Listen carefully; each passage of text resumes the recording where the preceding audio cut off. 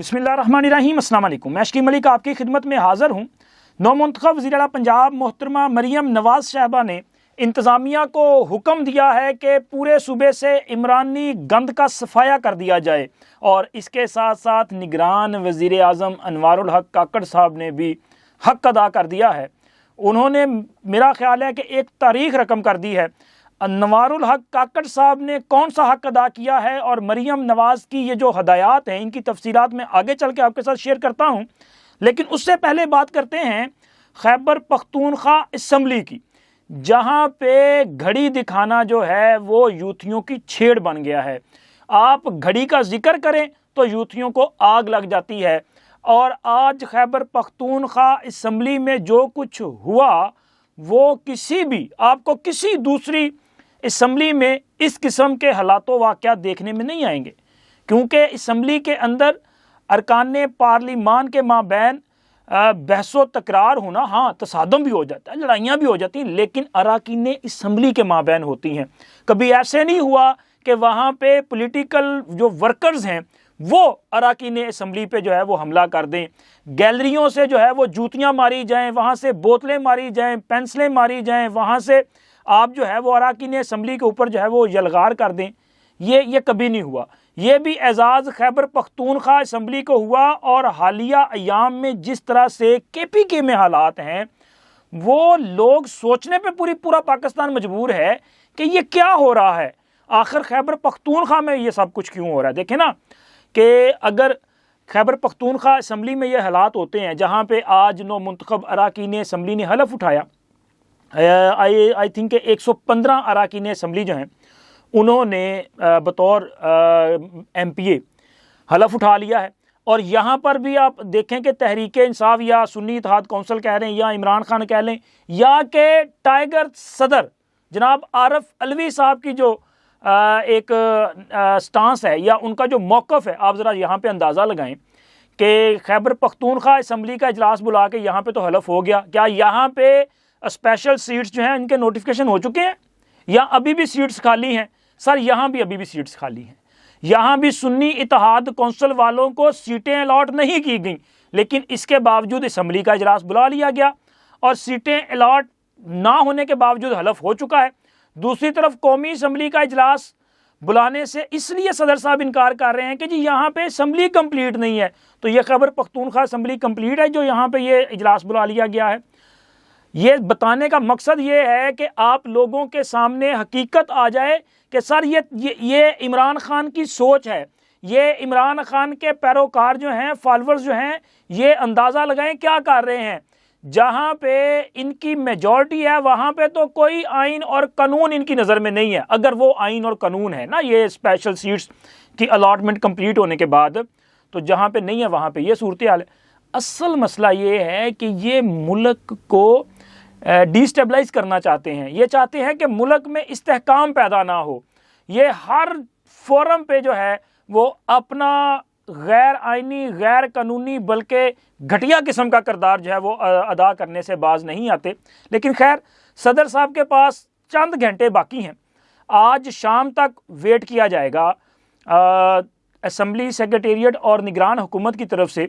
صدر صاحب کو ایک اور سمری بھیجی گئی ہے کہ جی وہ اسمبلی کا اجلاس جو ہے وہ کال کر لیں، چونکہ کل 29 فروری آخری دن ہے، الیکشن کے بعد 21 دن کمپلیٹ ہو جائیں گے، تو لہٰذا کل اسمبلی کا اجلاس ہونا لازم ہے۔ لیکن اگر صدر صاحب نے سمری پہ دستخط نہ کیے تو پھر اس کے بعد assembly secretariat article 91 sub class 2 کے تحت اسمبلی کا اجلاس بلائے گا، اور کل 10 بجے اسمبلی کا اجلاس ہوگا، ہر صورت ہوگا۔ لیکن میں نے خیبر پختونخوا اور قومی اسمبلی کی وضاحت اس لیے کی کہ آپ کے سامنے آ جائے کہ صورتحال کیا ہے، لیکن خیبر پختونخوا اسمبلی میں جو رویہ دیکھنے میں آیا، آپ دیکھیں کہ تحریک انصاف کے MPs بھی آ رہے تھے، مسلم لیگ نون اور دیگر پولیٹیکل پارٹیز کے MPA بھی آ رہے تھے۔ مسلم لیگ نون کی ایک خاتون MPA ہیں صوبیہ شاہد، وہ جب ایوان میں آئیں تو انہوں نے گھڑی جو ہے وہ وہاں پہ لہرانی شروع کر دی، اور یار گھڑی لہرائی جا رہی ہے، ٹائم دیکھ لیں آپ، ٹائم دکھایا جا رہا ہے، لیکن آپ کو کیوں لگتا ہے کہ جی آپ کو گھڑی چور یا آپ کے لیڈر کو گھڑی چور کہا جا رہا ہے؟ کوئی نعرہ نہیں لگایا، کچھ بھی نہیں کیا، بڑے مسکرا کے، بڑے وہ اپنا خوبصورت انداز میں اور ایک مہذب انداز میں وہ آئیں اور انہوں نے صرف گھڑی لہرائی ہے. بس گھڑی لہرانے کی دیر ہوئی کہ یوتھیوں کو آگ لگ گئی, اور جناب وہ کہتے نہیں ان کی پونچھل پہ پاؤں شاید آ گیا تھا. اور ایوان کے اندر کیا ہونا تھا وہ تو الگ بات ہے, گیلریوں میں جو کہ کھچا کھچ بھری پڑی تھی. اچھا ایسا بھی نہیں ہوتا, میں نے کبھی پنجاب اسمبلی میں یہ اس طرح کی صورتحال نہیں دیکھی, نیشنل اسمبلی میں اس طرح کے مناظر نہیں دیکھے جاتے. لوگ بغیر پاس کے اور تمام جو سیکیورٹی میئرز تھے ان کو ملیا میٹ کرتے ہوئے زبردستی اسمبلی کے ایوان میں گھس گئے. وہاں پہ گیلری میں میڈیا کے بیٹھنے کے لیے جگہ نہیں تھی, اور یہ اپنا تحریک انصاف کے کارکن تھے. انہوں نے کیا کیا کہ جیسے ہی گھڑی لہرائی گئی تو گیلری سے نیچے ایوان میں اراکین اسمبلی پہ حملہ کیا گیا, ان پر جوتیاں برسائی گئی, وہاں سے بوتلیں ماری گئی, وہاں سے بال پینس جو ہیں وہ پھینکی گئیں اور گالیاں دی گئیں اور نعرے بازی کی گئی. حالانکہ اسمبلی پریمیسز کے اندر کسی قسم کی جو ہے وہ گیلری سے کوئی بندہ نہ تو اونچی آواز میں جو ہے وہ بات کر سکتا ہے, وہ صرف اسمبلی کی کاروائی کو دیکھنے کے لیے جاتے ہیں, ایز اے وزٹر جاتے ہیں, آبزرو کرنے کے لیے جاتے ہیں. ان کو یہ استحقاق نہیں ہوتا کہ وہ اسمبلی کی کاروائی کے اندر خود کوئی بات کر سکے یا بول سکے, اور اگر کوئی اس طرح کی حرکت کرے تو اس کو اٹھا کے باہر پھینک دیا جاتا ہے.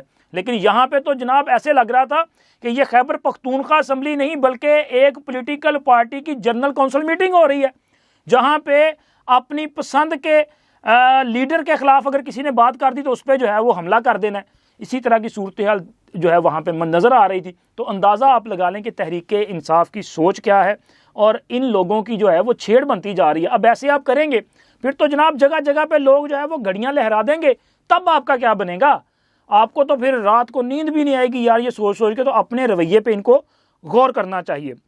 اور چلیں اس کے ساتھ ساتھ میں تحریک انصاف والوں کو ایک اچھی خبر دے دوں کہ جی عمران خان کی جو ہے نا اپنا بریت, اس حوالے سے بڑا فیصلہ سامنے آیا ہے.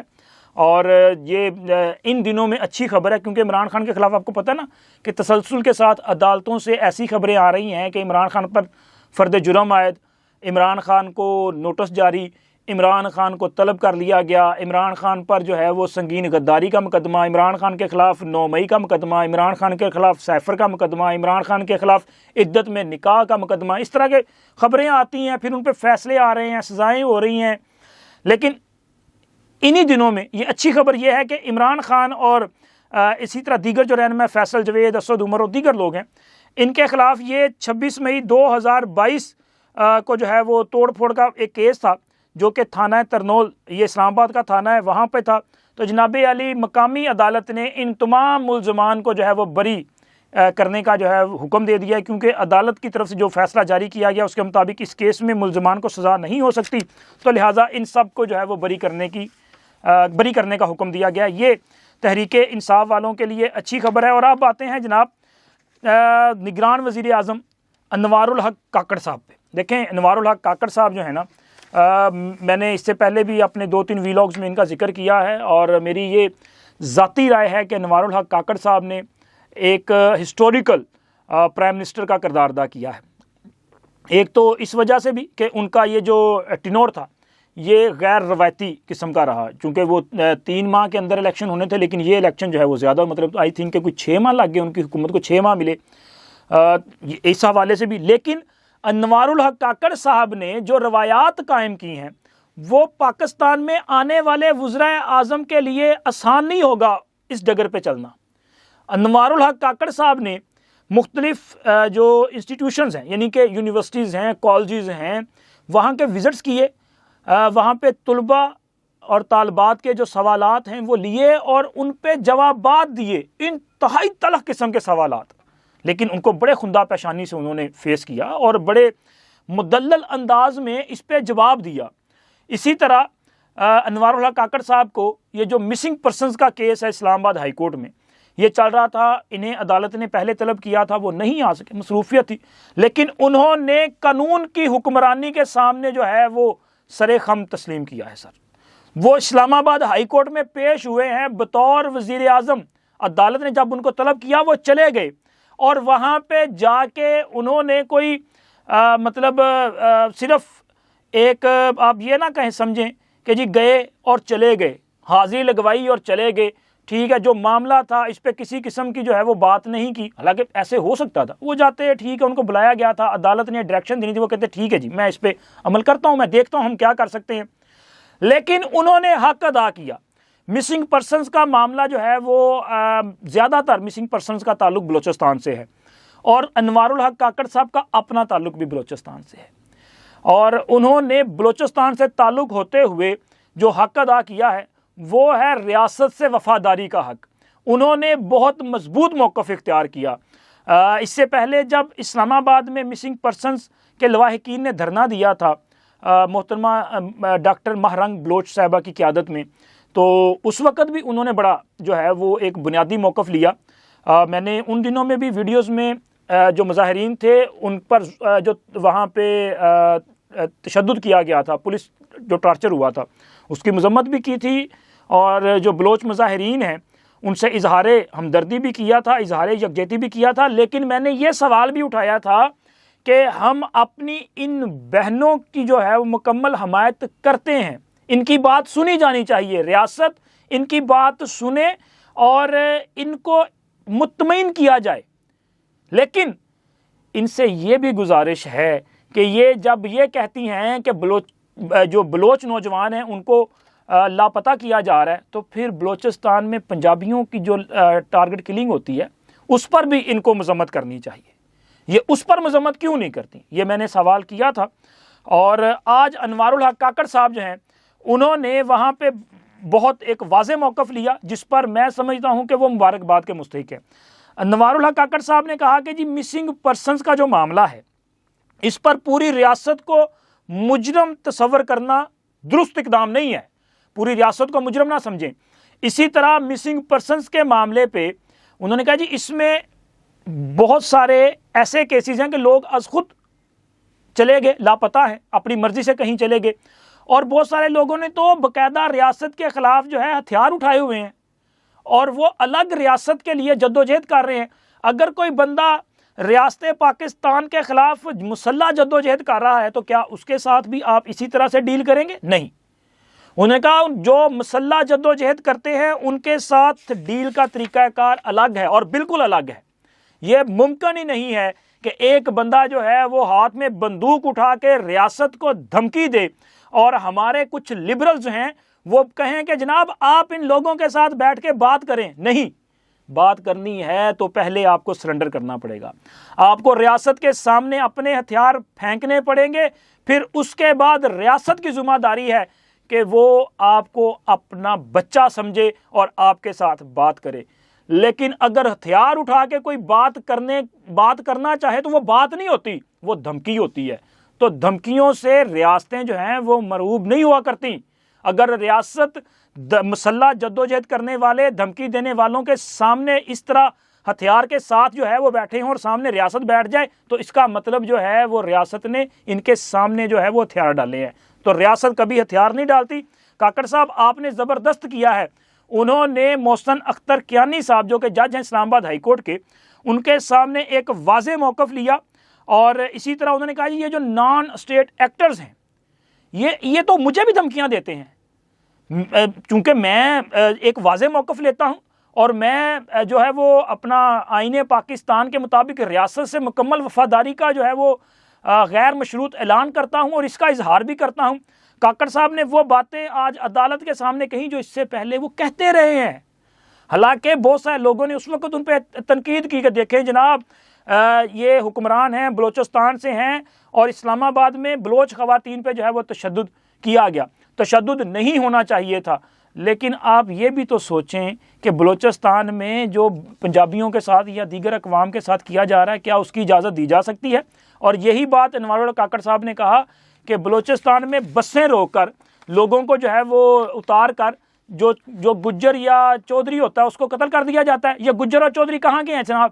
یہ گجر اور چودھری پنجابی ہوتے ہیں، یہ رانے یہ جٹ پنجابی ہوتے ہیں، ان کو مار دیا جاتا ہے، قتل کر دیا جاتا ہے۔ اس پر کیوں بات نہیں کی جاتی؟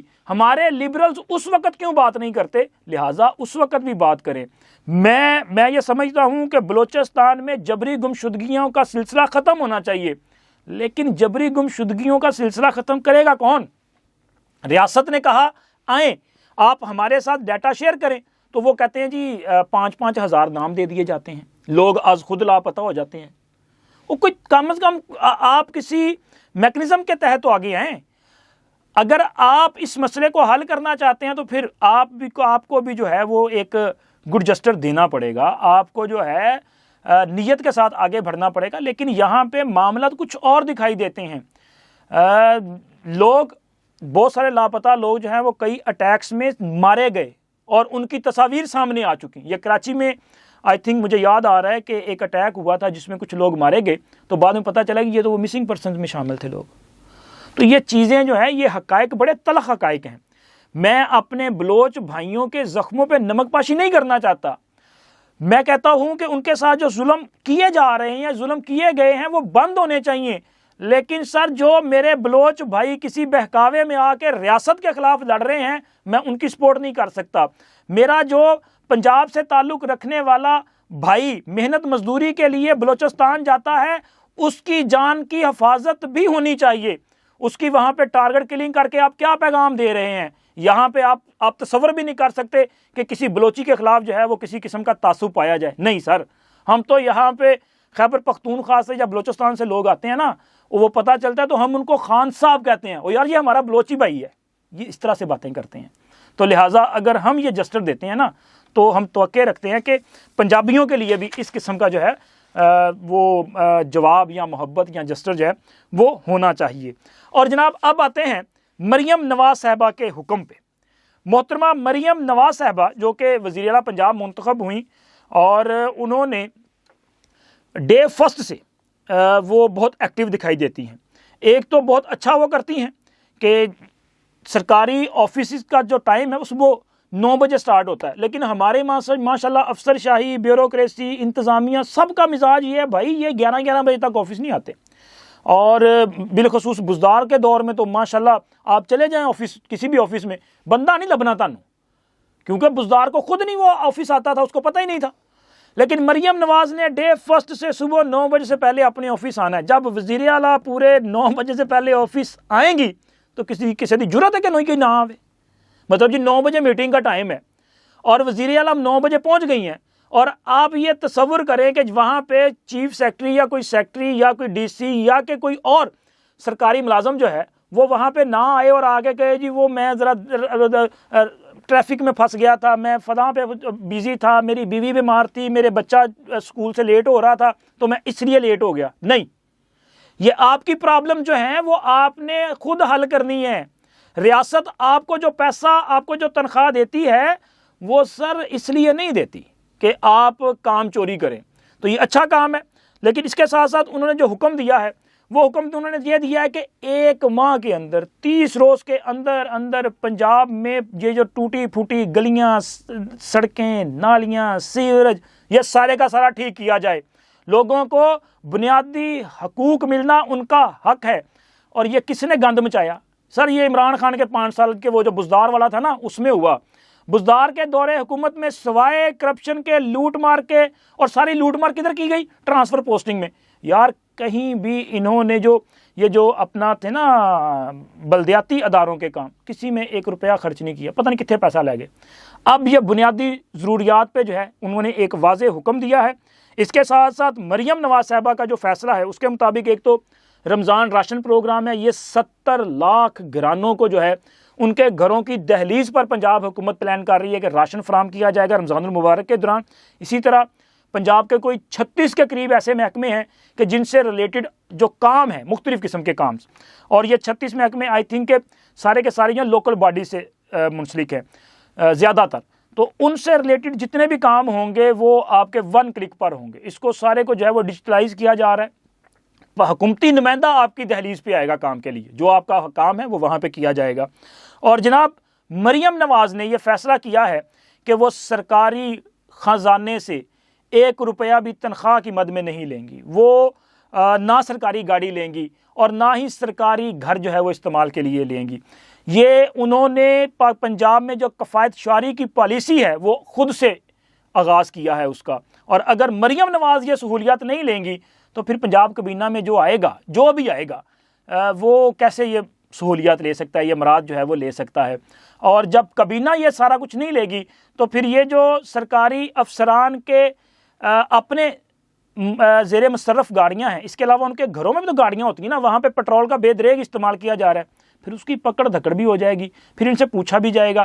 تو لہٰذا یہ ایک اچھا جو دور ہے وہ آنے جا رہا ہے پنجاب میں۔ اللہ کرے کہ ان تمام اقدامات پہ عمل درآمد کیا جائے اور ڈیفینیٹلی پنجاب جو ہے وہ اگلے 5 سالوں میں ایک بدلا ہوا پنجاب، وہ والا نیا پاکستان والا پنجاب نہیں، وہ دھوکے والا پنجاب نہیں، بلکہ وہ پنجاب جس کا لوگ تصور کرتے ہیں وہ آ سکتا ہے۔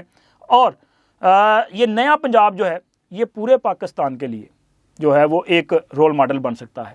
اللہ کرے، میری تو دعا ہے کہ یہ ساری چیزیں جو ہیں وہ اسی طرح سے ہو جائیں اور کرپشن کا اور یہ جو لوٹ مار ہے اس کا بھی خاتمہ ہو جائے۔ اب تک اتنا ہی، انشاءاللہ ملتے ہیں اگلی ویڈیو میں۔ اللہ حافظ۔